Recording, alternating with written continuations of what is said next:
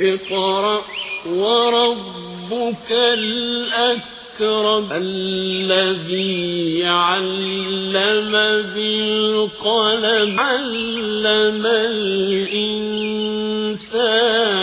ما لم يعلم۔ بھٹکل تعلقات جرنلسٹ ایسوسی ایشن کی جانب سے یوم صحافت کی مناسبت سے پروگرام کا انعقاد۔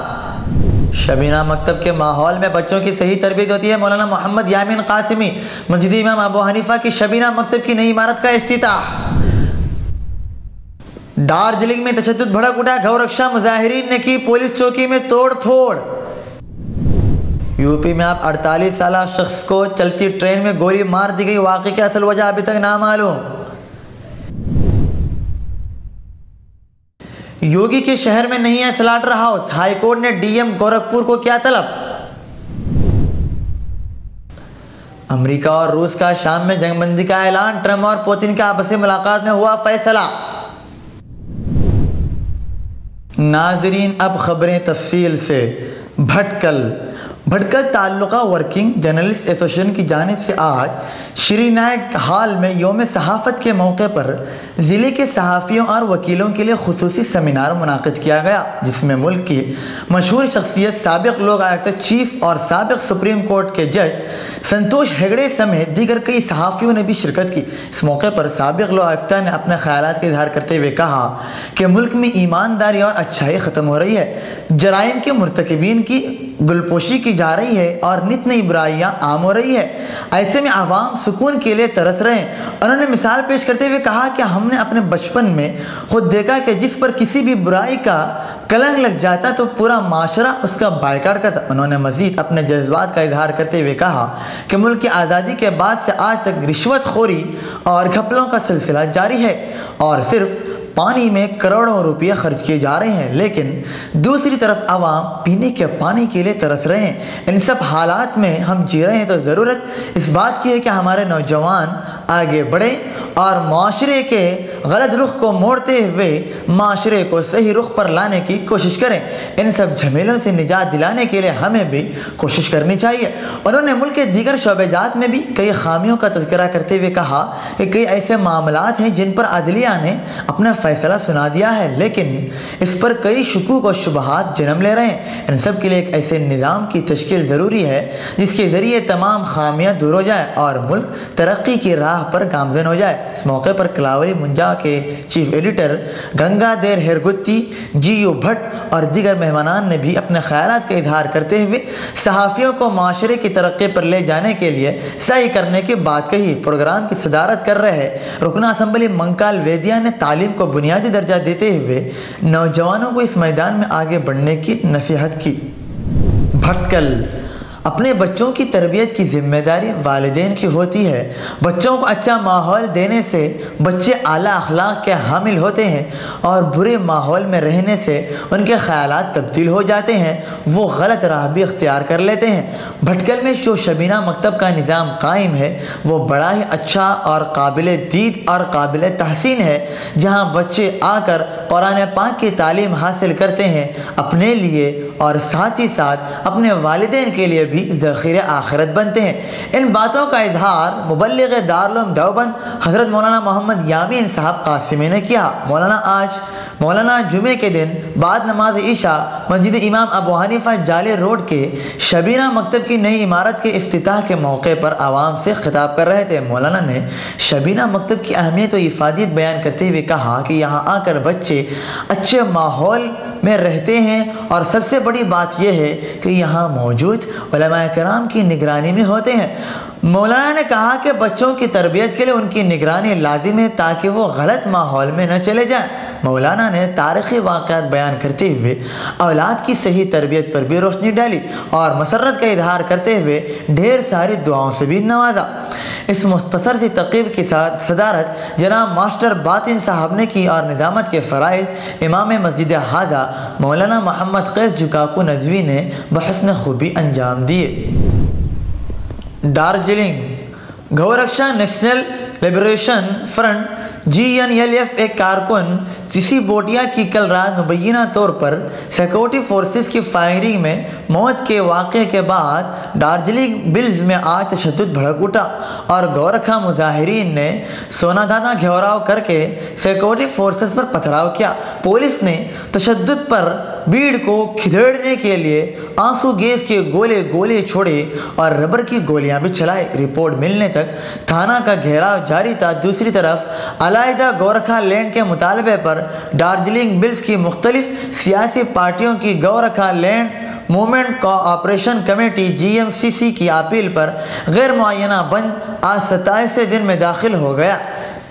GNLF کے لیڈر نیرج جمبا نے الزام لگایا ہے کہ تسی کی موت مبینہ طور پر مرکزی reserve of police force CRPF کی فائرنگ میں کل رات تقریباً 11 بجے اس وقت ہوئی جب وہ دوائیں لینے جا رہا تھا۔ ایک عینی شاہد نے بتایا کہ سوکوٹیا اہلکار نے اس وقت گولیاں چلائی جب کچھ بدمعاش ایک کار میں توڑ پھوڑ کر رہے تھے۔ دارجلنگ ضلع انتظامیہ اور پولیس نے سونادا میں سیکورٹی فورسز کے ذریعے فائرنگ کیے جانے کی تردید کی ہے۔ ہلاک شدہ کے گھر والوں نے اس معاملے میں FIR درج کرائی ہے۔ تسی کی موت کی خبر پھیلتے ہی واقعے کی مخالفت میں مردوں اور عورتوں کا ہجوم سڑکوں اور گلیوں پر اتر آیا ہے اور ٹریفک کا نظام بھی جام کر دیا گیا تھا۔ گورکھا جن مکتی مورچہ GJM کے معاون سیکورٹی نے الزام لگایا ہے کہ تسی کی موت کے ساتھ ہی دارجلنگ بلز میں سیکورٹی اہلکار کی فائرنگ میں اب تک 4 افراد ہلاک ہو چکے ہیں۔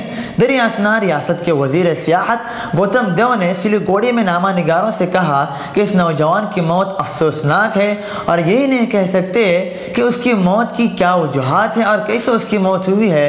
اس سلسلے میں تحقیقات جاری۔ غازی آباد چلتی ٹرین میں سفر کر رہے 48 سالہ منور جو دہلی علاج کے لیے جا رہے تھے، نامعلوم افراد نے انہیں گولیوں کا نشانہ بنایا ہے۔ ہندوستان ٹائمز میں شائع خبر کے مطابق واقعہ غازی آباد میں چہارشنبے کی رات کو پیش آیا جب منور جنتا ایکسپریس میں دہلی سے اتر پردیش کے لیے واپس ہو رہے تھے۔ پولیس ڈپارٹمنٹ کے ذمہ دار GRP مراد آباد کے چودھری نے بتایا کہ واقعہ لونی میں شابات اور بہتا کے درمیان پیش آیا ہے۔ اس وقت جب ٹرین لونی پہنچی تو مسافرین نے ٹرین کے ڈبے میں پڑے زخمی شخص کے متعلق ذمہ داران کو اطلاع دی۔ بتایا جا رہا ہے کہ سیٹ کو لے کر معمولی بحث جھڑک اٹھی اور دونوں کے درمیان تو میں ہوئی تھی۔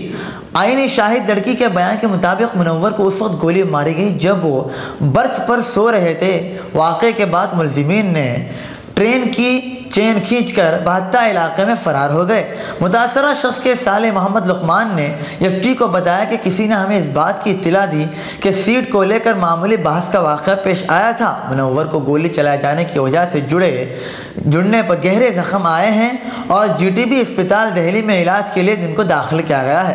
غازی آباد railway police circle officer Ranbir Singh نے HT کو بتایا کہ ڈاکٹر نے منور کا آپریشن کیا ہے اور اب اس کی حالت ٹھیک ہے۔ لڑکی کے بیان کے مطابق ایک شخص جس کی عمر 20-25 سال کے درمیان بتائی جا رہی ہے ریلوے پلیٹ فارم سے برتھ پر سو رہے شخص پر گولی چلائی تھی۔ اس سلسلے میں تحقیقات جاری ہے کہ اس لڑکے نے کس وجہ سے گولی چلائی، دشمنی کی وجہ سے یا معمولی جھڑپ اور جھگڑے کی وجہ سے۔ اس معاملے میں تحقیقات جاری ہے۔ الہ آباد وزیر اعلیٰ یوگی آدتیہ ناتھ کے شہر میں سلاٹر ہاؤس نہیں ہونے پر ہائی کورٹ نے گورکھپور کے DM SSP CD اور شہر کمشنر سمیت تمام افسران کو طلب کیا ہے۔ وہیں اس معاملے کی اگلی سماعت 11 جولائی کو ہونے والی ہے۔ الہ آباد ہائی کورٹ میں موجود شہر کے کمشنر یہ نہیں بتا سکے کہ سلاٹر ہاؤس کے لیے کب زمین ملے گی اور کب اس کی تعمیر ہو سکے گی۔ گورکھپور کے دلشام احمد اور دیگر کی درخواست پر چیف جسٹس DB بھوسلے اور جسٹس منوج گپتا کی بینچ سماعت کر رہی ہے۔ درخواست میں کہا گیا ہے کہ گورکھپور میں ایک بھی سلاٹر ہاؤس نہیں ہے جس سے وہاں گوشت کی فروخت نہیں ہو پا رہی ہے۔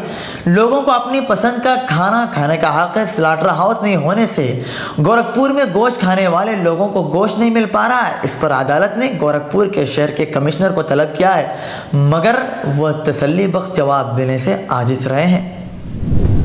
واشنگٹن امریکہ اور روس نے شام میں کل اتوار 9 जुलाई से जंग बंदी पर इत्तेफाक किया है। रूसी वज़ीर ख़ारजा सेर्गी लावरोव का कहना है कि जर्मनी में कल से शुरू होने वाले G20 इजलास के मौके पर शाम में जंग बंदी का ऐलान सदर व्लादिमीर पुतिन और उनके अमेरिकी हमसफ़र डोनाल्ड ट्रंप ने पहली मुलाकात में किया है। अलअरबिया.नेट के मुताबिक अमेरिकी सदर डोनाल्ड ट्रंप और रूसी सदर पुतिन के दरमियान जर्मनी के शहर में G20 सरबराह इजलास के हाशिए पर पहली मुलाकात हुई है। ट्रंप ने पुतिन से कहा कि आपसे मिलना एजाज़ की बात है। इसके जवाब में पुतिन ने कहा कि मुझे आपसे मिलकर खुशी हुई है।